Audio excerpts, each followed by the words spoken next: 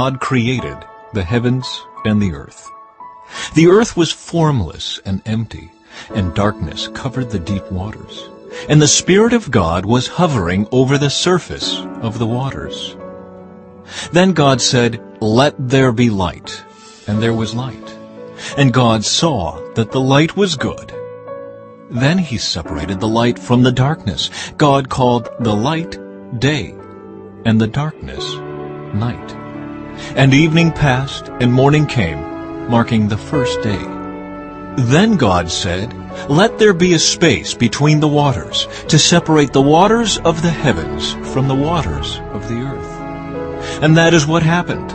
God made this space to separate the waters of the earth from the waters of the heavens. God called the space sky. And evening passed, and morning came, marking the second day.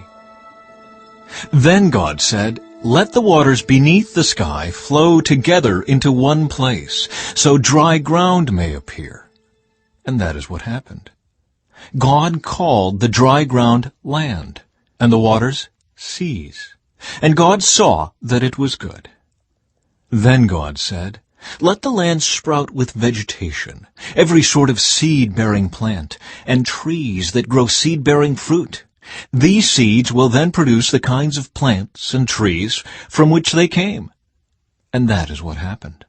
The land produced vegetation, all sorts of seed-bearing plants and trees with seed-bearing fruit.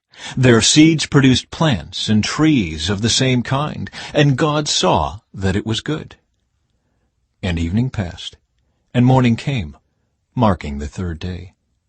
Then God said, "Let lights appear in the sky to separate the day from the night. Let them mark off the seasons, days, and years. Let these lights in the sky shine down on the earth." And that is what happened. God made two great lights, the larger one to govern the day, and the smaller one to govern the night. He also made the stars. God set these lights in the sky to light the earth, to govern the day and night, and to separate the light from the darkness. And God saw that it was good. And evening passed, and morning came, marking the fourth day. Then God said, "Let the waters swarm with fish and other life. Let the skies be filled with birds of every kind." So God created great sea creatures and every living thing that scurries and swarms in the water, and every sort of bird, each producing offspring of the same kind. And God saw that it was good. Then God blessed them, saying, "Be fruitful and multiply. Let the fish fill the seas, and let the birds multiply on the earth." And evening passed, and morning came, marking the fifth day. Then God said, "Let the earth produce every sort of animal, each producing offspring of the same kind, livestock, small animals that scurry along the ground, and wild animals."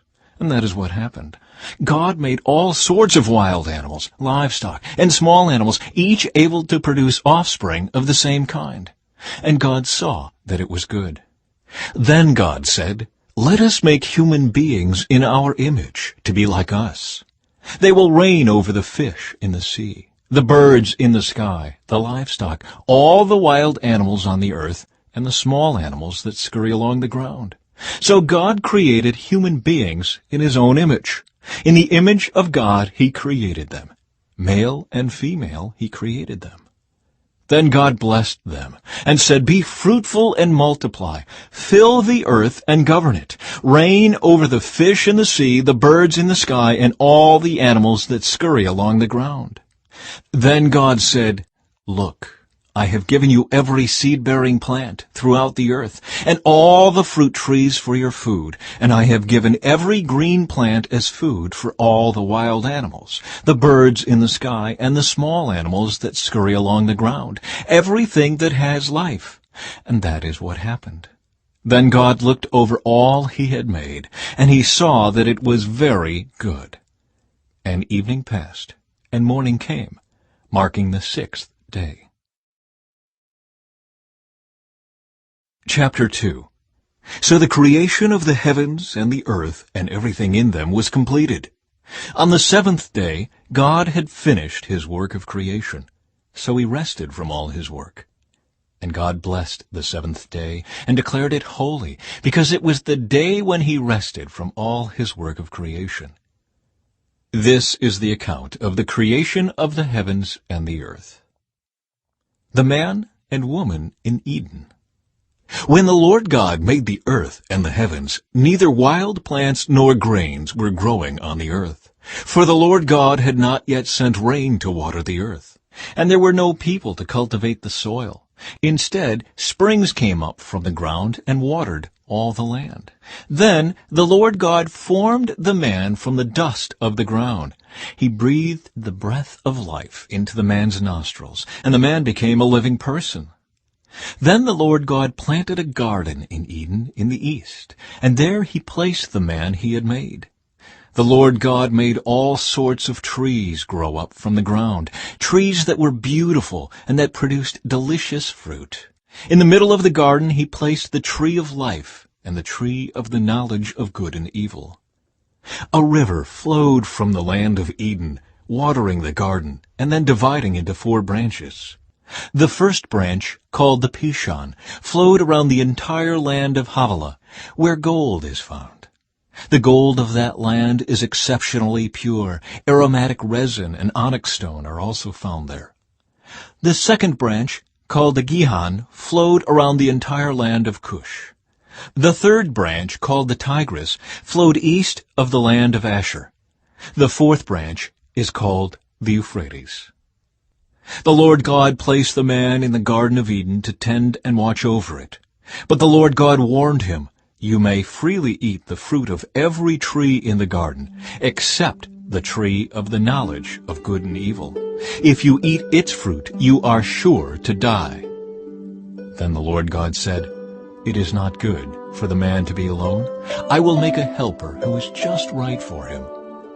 So the Lord God formed from the ground all the wild animals and all the birds of the sky. He brought them to the man to see what he would call them, and the man chose a name for each one. He gave names to all the livestock, all the birds of the sky, and all the wild animals. But still, there was no helper just right for him. So the Lord God caused the man to fall into a deep sleep. While the man slept, the Lord God took out one of the man's ribs and closed up the opening. Then the Lord God made a woman from the rib, and he brought her to the man. "At last," the man exclaimed, "this one is bone from my bone and flesh from my flesh. She will be called woman, because she was taken from man."